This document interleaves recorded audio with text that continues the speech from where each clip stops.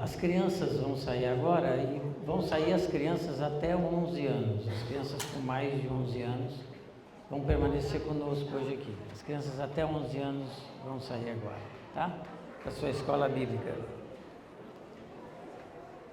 E antes da gente ler o texto da mensagem de hoje, eu queria convidar vocês a mais uma vez orarem comigo, para que Deus, que tem nos dirigido em tudo até aqui, possa abençoar a leitura da palavra, o entendimento da palavra e a aplicação da palavra em nossas vidas. Amém?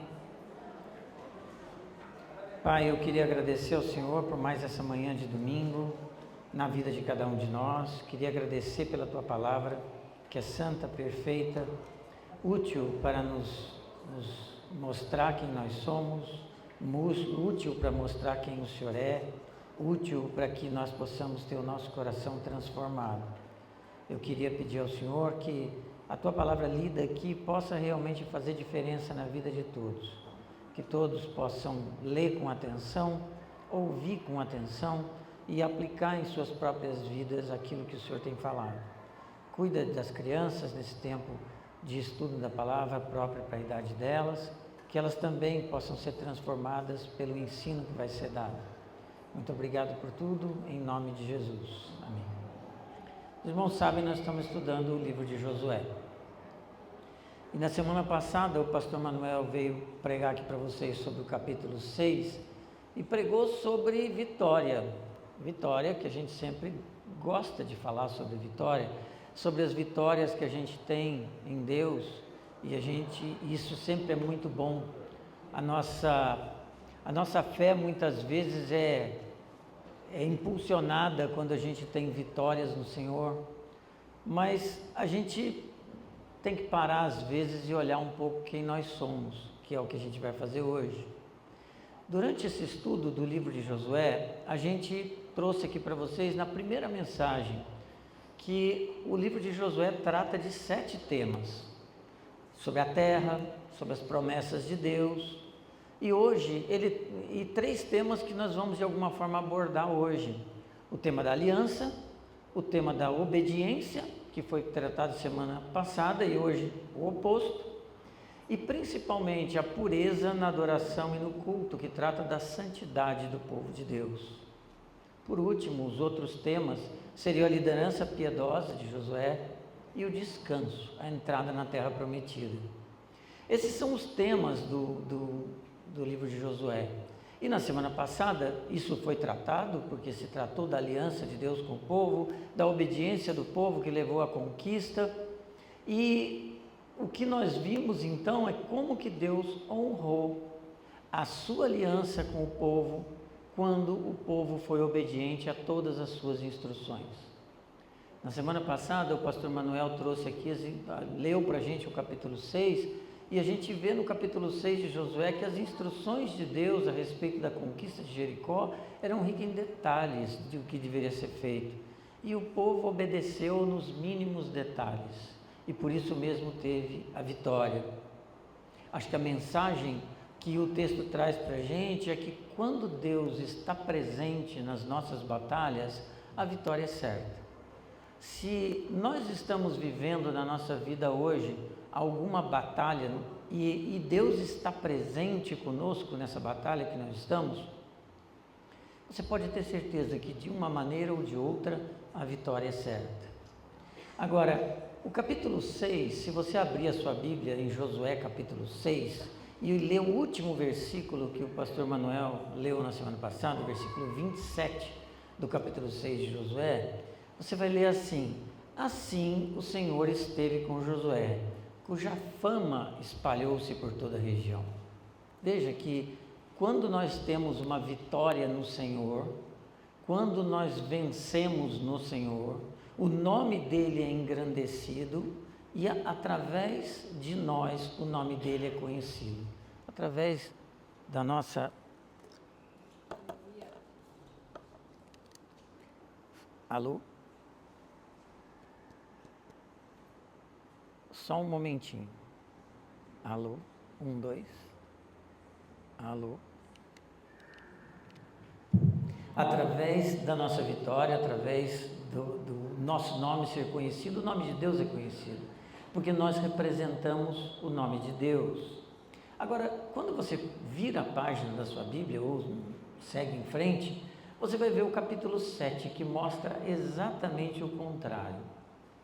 O que acontece não quando existe pecado, mas quando existe pecado oculto.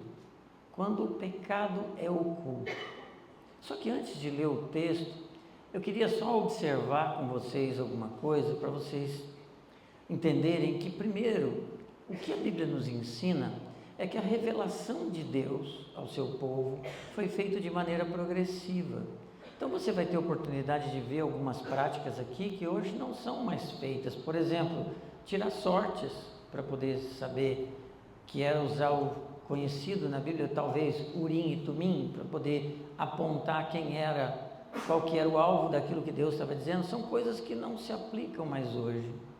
Mas olhar para essa passagem e querer achar que o Deus do Novo Testamento é diferente do Antigo Testamento, isso não é verdade. O Deus do Antigo Testamento é o mesmo do Novo Testamento. A sua justiça permanece a mesma. Mas nós vamos aprender também nesse texto, eu acho que uma aplicação que a gente deve fazer para a nossa vida é olhar para esse texto, aprender a respeito do caráter de Deus, aprender a respeito do nosso caráter, e isso é muito importante que a gente aprenda a respeito do que nós somos, porque através disso nós vamos poder entender um pouco mais o que é a graça de Deus. A justiça de Deus permanece a mesma, mas hoje nós estamos debaixo da graça de Deus. Por isso que a manifestação da justiça de Deus em nós não é como nós vamos ler aqui, de uma forma direta, mas é muito importante a gente prestar atenção em como Deus lida com o pecado oculto. Então vamos ler, eu vou lendo e aplicando, porque o texto é longo. Versículo 1, capítulo 7, eu estou lendo aqui na Nova Versão Internacional. Mas os israelitas foram infiéis com relação às coisas consagradas. Acã, filho de Carmi, filho de Zinri, filho de Zerá, da tribo de Judá, apossou-se de algumas delas, e a ira do Senhor acendeu-se contra Israel. Veja que o texto do capítulo 7 já começa explicando qual era o problema que aconteceria dali para frente.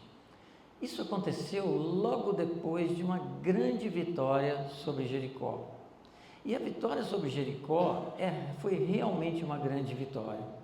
O povo de Deus era um povo que tinha vindo pelo deserto, vagando pelo deserto, tinha sim enfrentado algumas batalhas durante esse período de peregrinação, mas estava longe de dizer que aquilo era um exército bem treinado, bem armado. E ele teve que enfrentar uma cidade que tinha um exército, que tinha uma muralha em volta, que tinha todas as condições para se defender. Mas o que a gente lê é que no próprio texto do capítulo 6 diz que Deus os entregou ao povo de Israel. E Deus tinha ordenado, se você releu, se você lembra da semana passada no capítulo 6, que tudo fosse destruído e que as riquezas que fossem encontradas fossem consagrados ao Senhor. Aí você pergunta, mas por que disso? Existem algumas discussões a respeito disso. Uma delas é a questão das primícias. Foi a primeira das terras, da terra prometida a ser conquistada, e Deus sempre colocou isso para o seu povo. As primícias seriam consagradas a Deus. Segundo, que você vai lendo o capítulo de Josué, você vai ver que essas riquezas que foram coletadas de Jericó vão ser usadas mais tarde até na construção do próprio templo de Deus de adoração. E ele tinha, quando Deus tinha dado essa ordem, ele tinha colocado um castigo que aconteceria àquele que desobedecesse. Isso era muito claro para eles, que consequências haveriam pela desobediência. E a gente começa lendo o capítulo 7, vendo que alguém desobedeceu, alguém não seguiu aquilo que Deus tinha dado. E essa pessoa sabia de tudo. Agora, o interessante é que você, relendo o versículo 1, você não lê que a ira de Deus se acendeu contra Acã. Você vê que a ira de Deus se acendeu contra Israel. A ira de Deus acendeu-se contra o povo. Talvez dentro da nossa mentalidade de hoje, a gente possa olhar para isso e pensar, mas isso é injusto.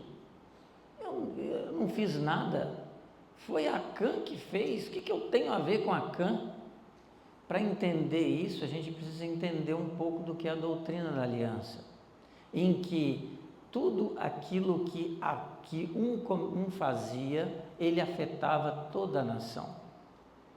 Esse ensinamento é muito importante porque a gente, quando estudou Efésios, a gente aprendeu que hoje nós somos família de Deus, nós somos igreja, família. E é importante você entender que o seu pecado oculto, ele não é somente da sua conta. O seu pecado oculto afeta toda a sua família, afeta todas as pessoas que estão na sua volta, afeta a sua igreja. Pecados ocultos são coisas sérias diante de Deus. Por isso, não devo levar aquilo como sendo algo de foro íntimo meu, que não diz respeito a ninguém. Pecados não confessados e pecados não arrependidos trazem consequências. Dentro de uma família é muito fácil ver isso. Famílias muitas vezes são destruídas por pecados não arrependidos, por pecados não confessados. John Bunyan, ele escreveu o seguinte a respeito de pecado: o pecado é um desafio à justiça de Deus, um roubo à sua misericórdia, um zombar de sua paciência, um desprezo ao seu poder e desdém ao seu amor. Então é uma definição que ele dá para pecado bastante pesada.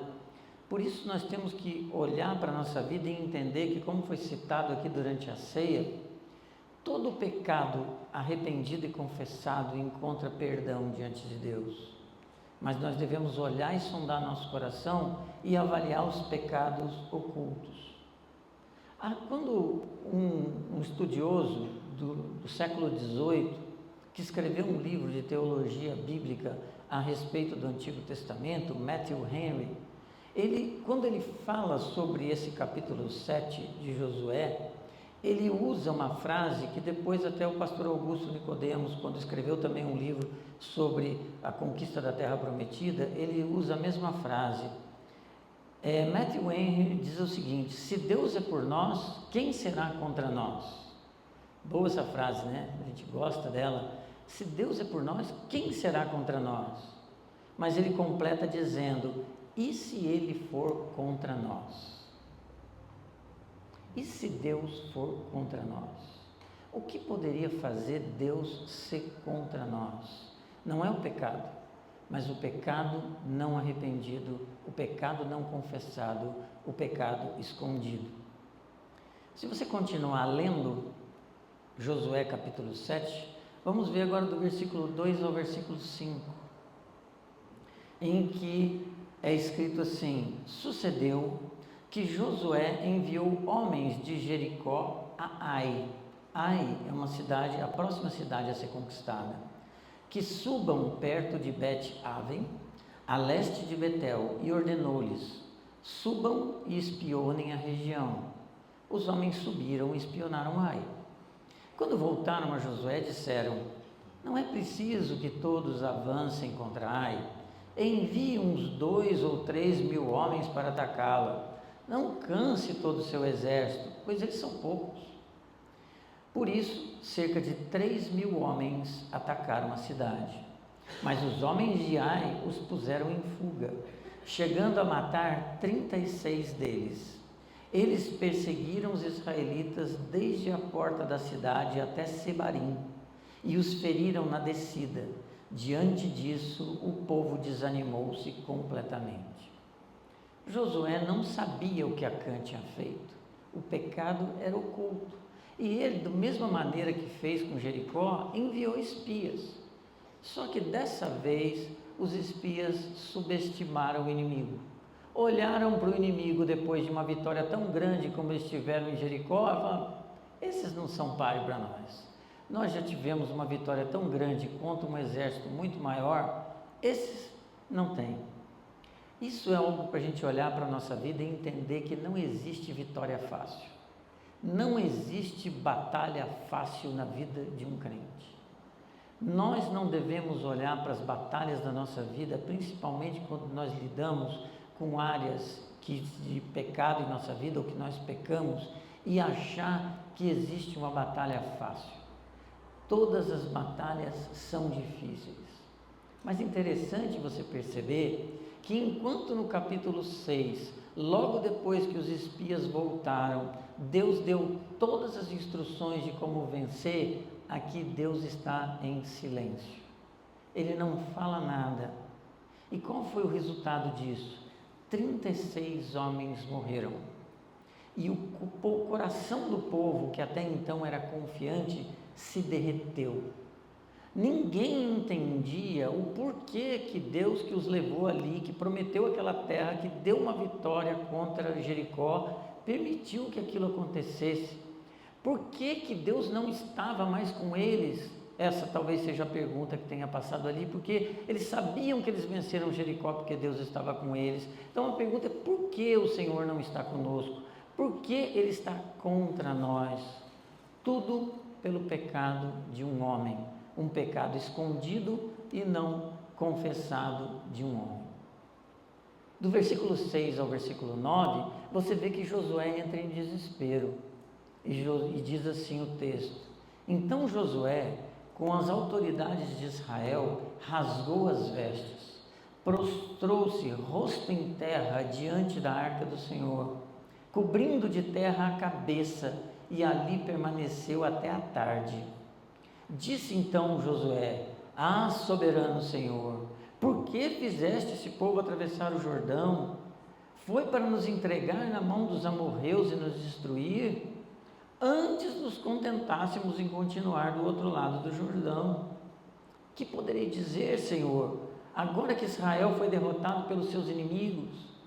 Os cananeus e os demais habitantes dessa terra saberão disso, nos cercarão e eliminarão nosso nome da terra. Que farás então pelo teu grande nome? Josué fez o que ele poderia fazer nesse momento. Josué se dirigiu até onde estava a presença de Deus, onde estava a arca, prostrou-se diante dela, e tudo isso que você lê aqui da maneira de agir, rosto em terra, rasgar as vestes, é a maneira do judeu de demonstrar lamento, choro, clamor diante de Deus, e foi isso que Josué fez. E diz que ele fez isso até a tarde.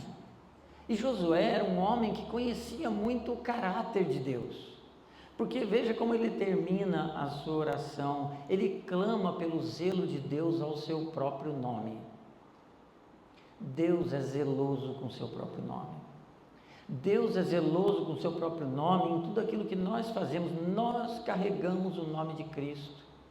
Por isso é que nós devemos ter também o mesmo zelo com tudo que nós fazemos, porque tudo aquilo que nós fazemos em nome de Cristo. E se nós fazemos errado diante das pessoas, e se temos uma vida longe do propósito de Deus diante das pessoas, o nome de Cristo está sendo manchado através de nós. Quando nós levamos fora da igreja uma vida completamente distante do Evangelho, quando as nossas atitudes não são coerentes com o Evangelho, as pessoas que não creem olham para nós e dizem: depois diz que é crente, depois diz que serve a Deus. O nome de Cristo é manchado. E Josué sabia disso e apela ao seu próprio nome. Deus estava irado com o povo. A ira justa e santa, e entenda que a ira de Deus não é igual à sua. Porque quando você está irado, você fala em impropérios, você tem atitudes, então a ira de Deus não é assim. A ira de Deus é justa, perfeita e reta. Deus estava irado, distante do povo pelo pecado, mas ele não deixa de responder. E a resposta de Deus a gente vê dos versículos 10 ao versículo 15. O Senhor disse a Josué: levanta-se, por que você está prostrado? Israel pecou, violaram a aliança que eu lhes ordenei. Eles se apossaram das coisas consagradas, roubaram-nas, esconderam-nas e as colocaram junto de seus bens. Por isso os israelitas não conseguiram resistir aos inimigos. Fogem deles porque se tornaram merecedores da sua destruição. Não estarei mais com vocês, se não destruírem do meio de vocês o que foi consagrado à destruição. Vá, santifique o povo, diga-lhes, santifiquem-se para amanhã, pois assim diz o Senhor, o Deus de Israel: há coisas consagradas à destruição no meio de vocês, ó Israel.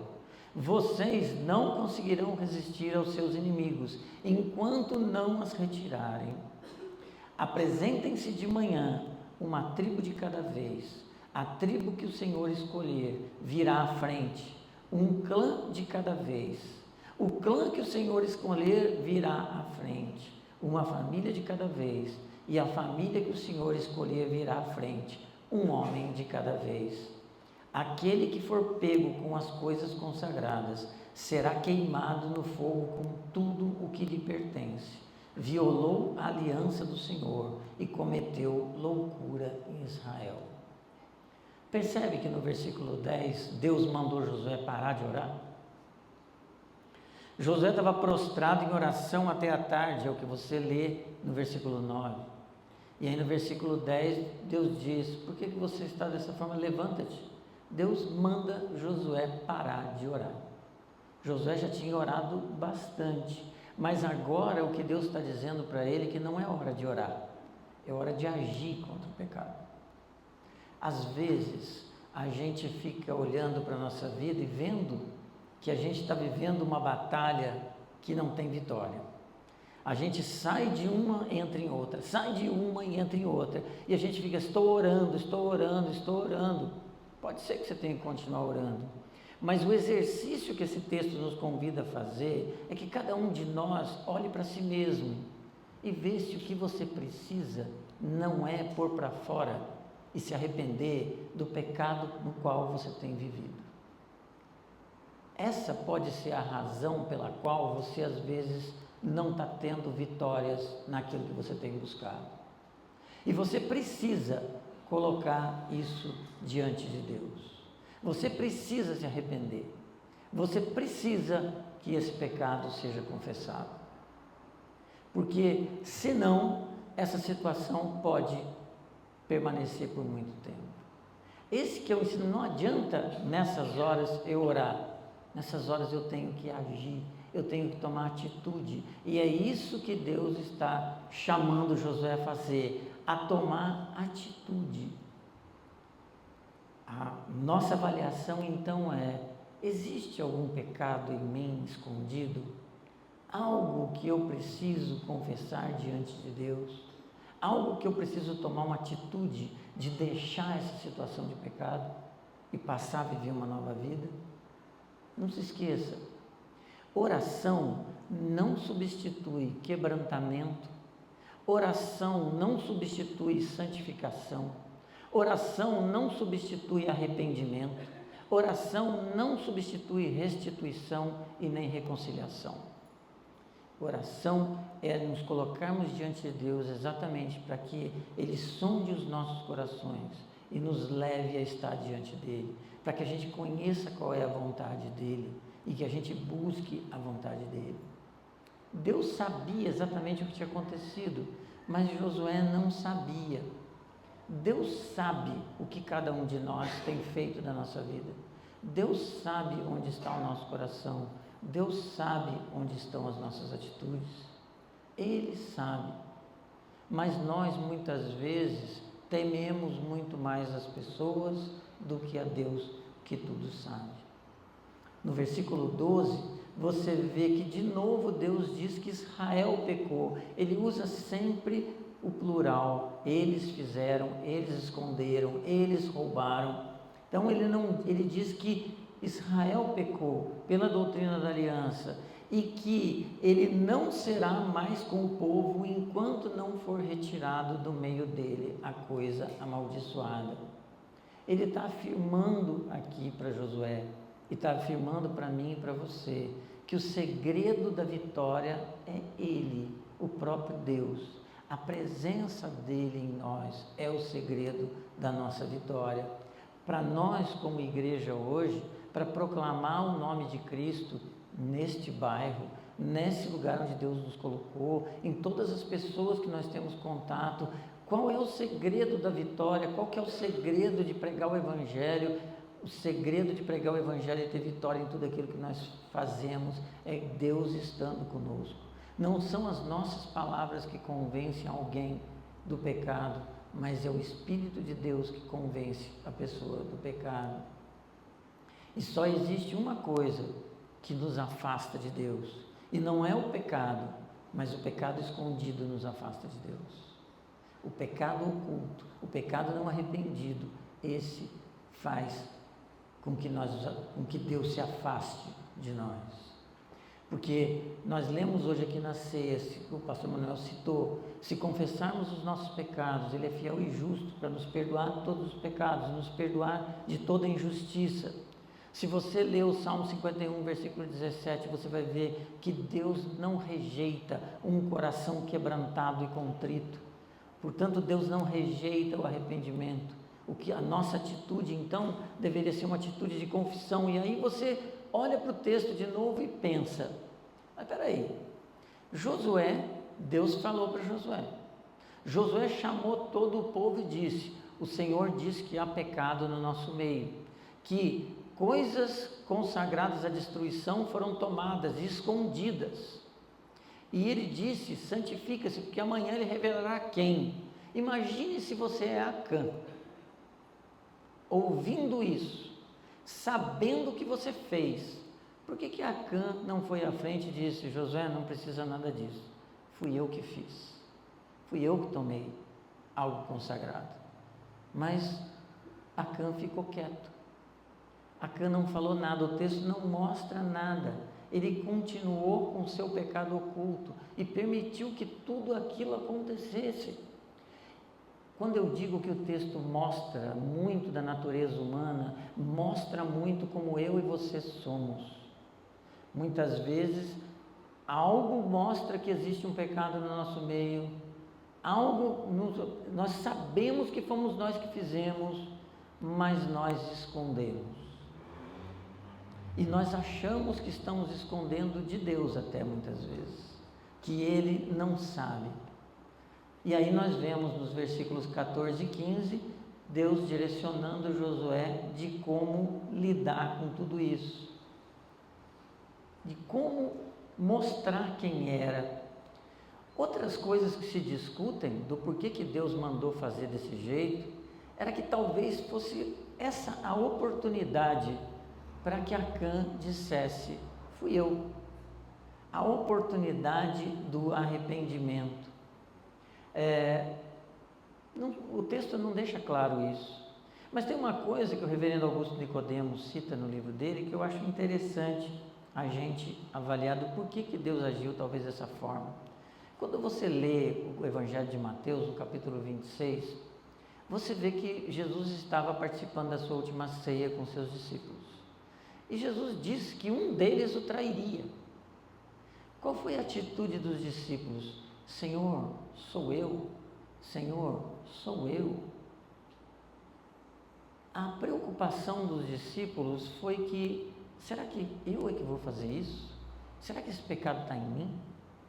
Eu acho que foi talvez então, ele talvez tenha razão nessa observação dele, foi uma oportunidade para que todo o povo sondasse o seu coração e visse se o seu coração era justo diante de Deus. Imagina como foi aquela noite. Você como pai de família, talvez chegasse para que a sua família dissesse, foi algum de vocês?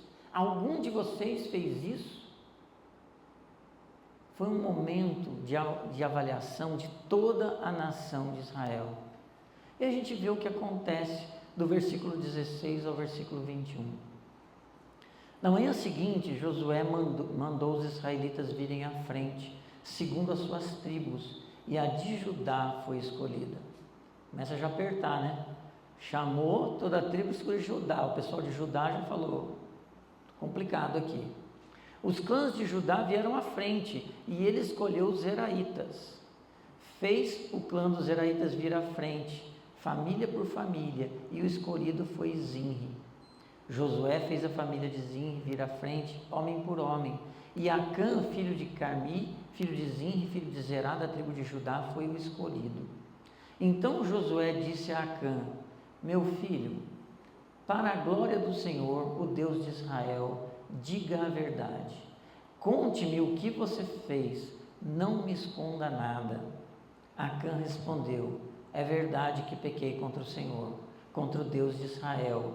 O que fiz foi o seguinte: quando vi entre os despojos uma bela capa feita na Babilônia, 2,4 kg de prata e uma barra de ouro de 600 gramas, eu os cobicei e me apossei deles. Estão escondidos no chão da minha tenda com a prata por baixo.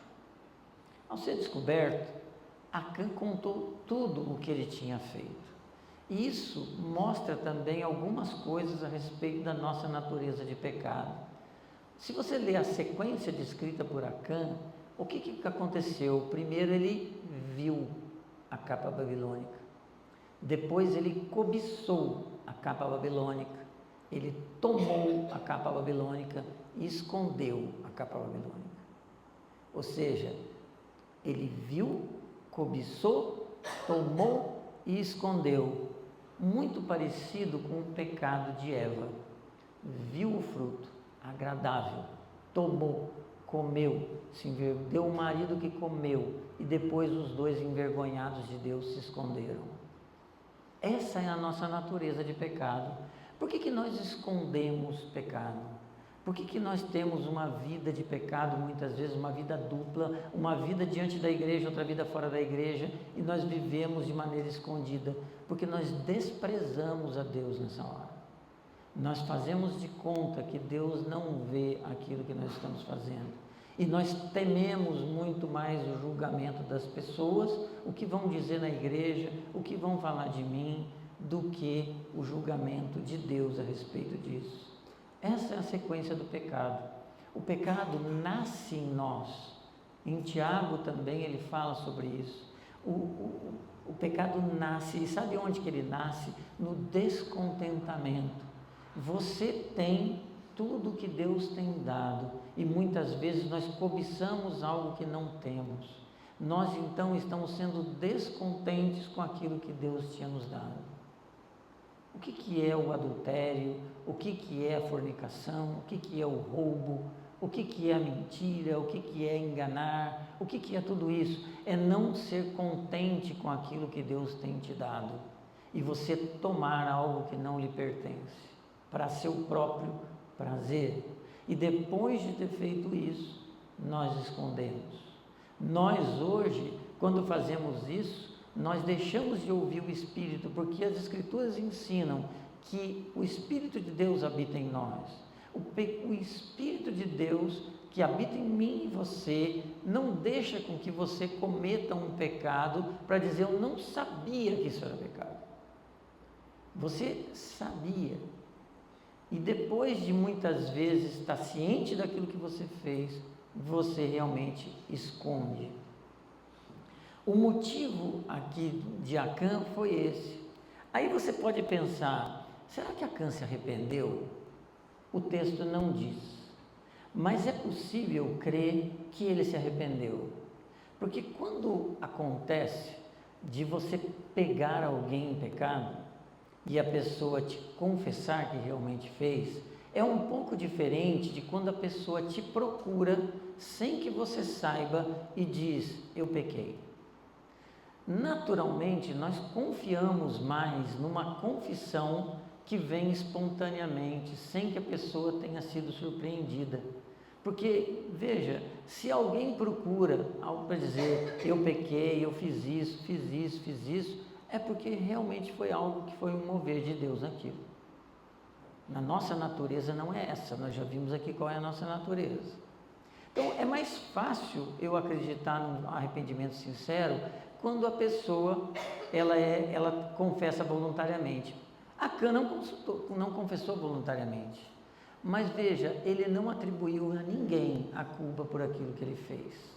Porque uma outra característica da nossa natureza é que quando nós somos surpreendidos em algum pecado, a nossa tendência natural é dizer, mas foi por isso, foi por isso, foi por isso. Mas me fizeram isso. Mas, então, os exemplos mais simples são quando você tem um problema entre família. Você vai falar com um filho que está em pecado, ele diz, mas meu pai é assim, minha mãe é assim. Nós temos que entender que a responsabilidade do nosso pecado é nossa, independente do que fizeram para nós. Quando você vai conversar com casais que estão vivendo uma situação de pecado, mais o meu marido, mais a minha esposa, a responsabilidade do seu pecado é sua e a responsabilidade do outro é dele.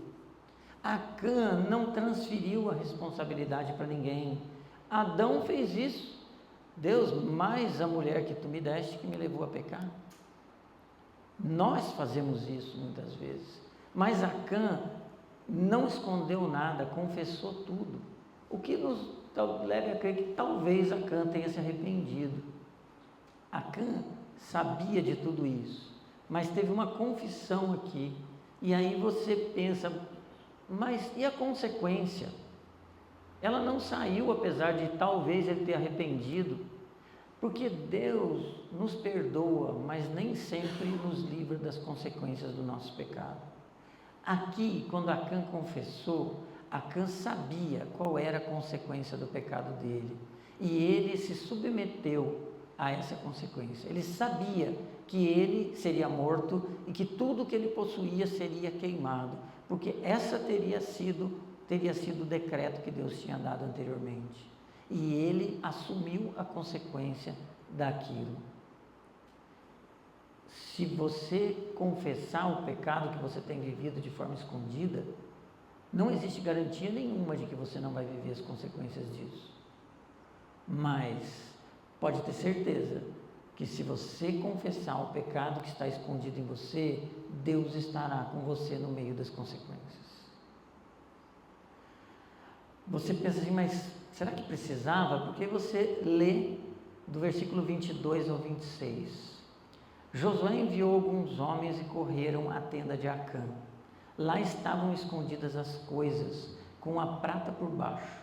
Retiraram-nas da tenda e levaram a Josué e a todos os israelitas e as puseram perante o Senhor. Então Josué, junto com todo Israel, levou Acã, bisneto de Zerá, e a prata, a capa, a barra de ouro, seus filhos e filhas, seus bois, seus jumentos, suas ovelhas, sua tenda e tudo que lhe pertencia ao vale de Acor.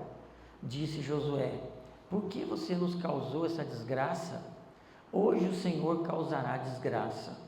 E todo Israel o apedrejou, e depois apedrejou também os seus, e os queimou no fogo. Sobre Acã ergueram uma montanha, um grande monte de pedras, que existe até hoje. Então o Senhor se afastou do fogo da sua ira. Por isso foi dado àquele lugar o nome de Vale de Acor, nome que permanece até hoje. A palavra Acor quer dizer desgraça.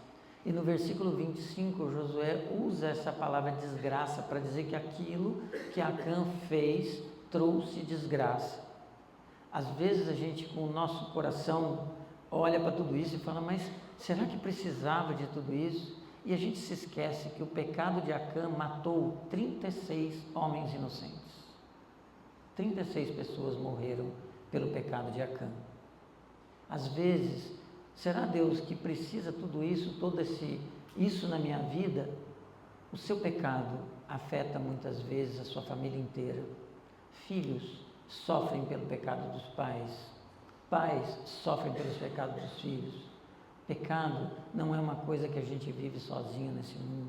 Ele afeta a vida das pessoas. O pecado de Acã envergonhou o nome de Deus, porque o povo dele foi derrotado. O nosso pecado envergonha o nome de Cristo. Sobre o lugar de juízo, esse vale de Acor, diz que Deus mandou que fosse feito um monumento de pedras.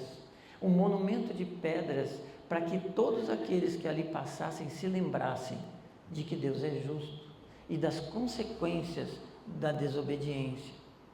Mas isso é impossível não nos levar a pensar, mas isso hoje é diferente. Porque eu já vivi uma situação de pecado e ninguém me matou com pedrada, nem me queimou. Sabe por que isso não aconteceu com você? Nós celebramos hoje isso. Porque o castigo que era merecido por você estava na cruz em Cristo. É por isso que você hoje não tem essa justiça. A justiça de Deus foi feita em Jesus Cristo. É por isso que hoje nós podemos dizer que apesar da nossa vida de pecado, Deus ele é conosco e que Deus não nos rejeita. Nós somos povo de Deus e se você crê verdadeiramente em Jesus Cristo, você é povo de Deus e eternamente povo de Deus. Então ele não nos mata porque a ira de Deus estava sobre Cristo. Ele foi morto pelas nossas transgressões. É o que é dito em Isaías, e pelas nossas pisaduras nós fomos sarados. É por essa razão que não acontece isso conosco. Eu queria fazer algumas aplicações sobre esse texto para a nossa vida, além das que já foram feitas. A primeira aplicação é que durante o tempo que eu fui pregando aqui, eu tenho certeza de que se você é nascido de novo em Cristo, se o Espírito de Deus habita em você, e se você tem vivido uma situação de pecado não arrependido, o Espírito de Deus tem falado com você durante essa mensagem. Você tem se lembrado daquilo que está escondido embaixo da sua tenda.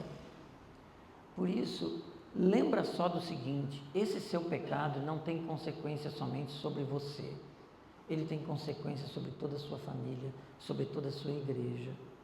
Por isso, que você possa buscar em Deus a confiança que você precisa ter nele, para que você possa não esperar ser descoberto, mas que você possa colocar esse seu pecado diante de quem tiver que ser restaurado isso, de quem você tiver que tratar isso, e que você possa entender que talvez você vá viver consequências, mas as consequências são parte daquilo que nós fizemos. Mas eu tenho que ter a certeza de que Deus está comigo nessas consequências. A segunda aplicação que eu queria fazer com você é porque algumas vezes nós pecamos em algo e nós não estamos vivendo uma situação em que nós estamos praticando aquele pecado ainda. Mas aquele pecado que nós cometemos, ele não foi arrependido. E de alguma forma nós estamos ligados a ele. Sabe aquela coisa que sempre vem na sua mente, como talvez uma saída mais fácil para um problema que você tem, como coisas que você emocionalmente está ligado ainda a algo. São situações em que de repente eu deixei a prática, mas eu não deixei o pecado no meu coração. Pode ser, e talvez seja mesmo, que para você deixar isso que está enraizado no seu coração, é necessário a confissão. É necessário confessar isso diante de Deus, se arrepender e confessar diante de quem tiver que confessar e deixar isso de uma vez por todas. A terceira aplicação é exatamente sobre as consequências, que você ter a certeza de que Deus está com você. Mas a quarta aplicação eu considero como a mais importante para nós, que é, ninguém gosta. É engraçado porque quando a gente está aqui pregando, a gente vê o semblante das pessoas, e quando você tem que pregar sobre pecado, parece que você deixa todo mundo meio grudado na cadeira, com um jeito, porque a gente não gosta de falar sobre isso. É mesmo se você estivesse falando sobre morte também, ninguém gosta de falar sobre morte, são assuntos que a gente não gosta muito de falar, não faz parte do nosso repertório de um momento agradável. Mas eu não posso me esquecer que quando eu falo sobre pecado, quando eu olho e analiso quem eu sou nesse texto, quando eu analiso o pecado, eu tenho uma oportunidade de conhecer mais da graça de Deus. Porque eu só consigo talvez ter ideia da graça de Deus quando eu olho e entendo o quanto eu sou pecador, o quanto eu estou distante dele. Tem um outro pensador cristão, Thomas Watson, que disse: nenhum homem pode sentir, perceber e discernir o pecado a não ser pela graça de Deus. Conhecer sobre o pecado é saber que o pecado é como se fosse uma nuvem negra que nos impede de enxergar o brilho do sol. O sol existe, mas a gente não vê, porque as nuvens negras muitas vezes elas ofuscam essa luz que lá está. Para poder entender exatamente a extensão da graça, nós precisamos entender como é o pecado em nós. O pecado, de certa forma, então, ele define o que é graça. Graça é algo que você não merece. Por isso, o apóstolo Paulo, em Romanos, capítulo 5, versículo 15, vai estar aqui na tela para você, na NVI. Paulo escreve o seguinte: entretanto, não há comparação entre a dádiva e a transgressão. Pois se muitos morreram por causa da transgressão de um só, muito mais a graça de Deus, isto é, a dádiva pela graça de um só homem, Jesus Cristo, transbordou para muitos. Depois, no mesmo capítulo 5, no versículo 20, Paulo escreve: a lei foi introduzida para que a transgressão fosse ressaltada, mas onde aumentou o pecado, transbordou a graça. Não existe pecado que não seja perdoado em Cristo. Cristo morreu por todos os nossos pecados. Isso é fruto da graça. Graça é o reflexo prático do amor de Deus por nós. Graça é perdão. Graça é paciência de Deus conosco, para ser longânimo, como a Bíblia usa, para conosco mesmo a gente estando vivendo uma vida fora dos propósitos dele. Graça é a insistência de Deus conosco para nos trazer para aquele caminho que ele tem para nós. Graça é nos tornar aquilo que Deus deseja que nós sejamos. Isso é graça. Graça é algo que eu e você, que sabemos que somos pecadores e o quanto nós somos pecadores, nós podemos falar muito dela quando ela nos alcança. Se você foi alcançado pela graça de Deus, se você entende o quanto você é pecador, se você entende que você não era merecedor de nada, e você consegue entender o tamanho da graça de Deus. Conhecer a graça leva você a confiar em Deus. Confiar que pela graça Ele cuida de você, pela graça Ele te sustenta, pela graça Ele diz: você não precisa de uma capa babilônica para a sua vida ser melhor. Você não precisa de um relacionamento fora dos padrões de Deus para a sua vida ser melhor. Você não precisa de um dinheiro que não lhe pertence para ter uma vida melhor. Você não precisa de fama, você não precisa de nada. Você precisa da graça de Deus presente na sua vida, mais e mais. É isso que nós precisamos. Então é um texto que é difícil pelo pecado, mas é um texto que é belo, porque ele exalta para nós e deve exaltar em cada um de nós a grandeza da graça de Deus e nos deve fazer amar a Deus mais e mais. Por isso meu convite hoje para vocês é que você busque mais a Deus. E se existe um pecado escondido na sua vida que está atrapalhando você até de orar, confesse a Deus, abandone o pecado e seja uma pessoa livre em Cristo Jesus. Amém? Vamos orar? Semana passada o pastor Manuel convidou as pessoas a virem aqui à frente a orar. Eu não vou convidar a vir orar porque as pessoas sempre pensam, vai me dizer que eu sou pecador, né? Todos nós somos. Todos nós somos. E nós não estamos aqui para julgar ninguém. Por isso eu deixo você à vontade. Eu vou orar aqui e a equipe de louvor vai tocar um cântico que eles escolheram. E se enquanto estiver tocando isso, você sente que há algo na sua vida que você precisa nesse momento colocar diante de Deus, que você sentir liberdade disso, ninguém está aqui para te julgar. você faça diante de Deus aquilo que você achar melhor. Mas busque sempre fazer a vontade dele, para que você possa ser transformado. Amém? Pai bendito, eu quero te agradecer pela tua infinita graça, pela tua misericórdia que estão sobre nós. Agradecer porque independente do que nós fazemos, o Senhor continua nos amando. Agradecer porque o Senhor nos amou antes que nós o conhecêssemos. Agradecer porque Cristo morreu por nós quando nós ainda estávamos distantes do Senhor. Agradecer porque essa graça do Senhor sobre nós é permanente. Agradecer porque o Senhor não nos fulmina diante do nosso pecado, mas o Senhor nos convence do pecado e nos leva ao arrependimento. Agradecer porque nós encontramos no Senhor perdão. Agradecer ao Senhor porque o Senhor nos transforma cada dia em mais daquilo que o Senhor tem para nós. Que o Senhor abençoe essa igreja, que essa igreja possa buscar no Senhor a santidade que nós precisamos para poder viver uma vida nova em Cristo. Uma santidade que nos leva a ter autoridade de proclamar o nome de Cristo, não como os perfeitos, mas como pecadores em busca da perfeição. Muito obrigado, Senhor, em nome de Jesus.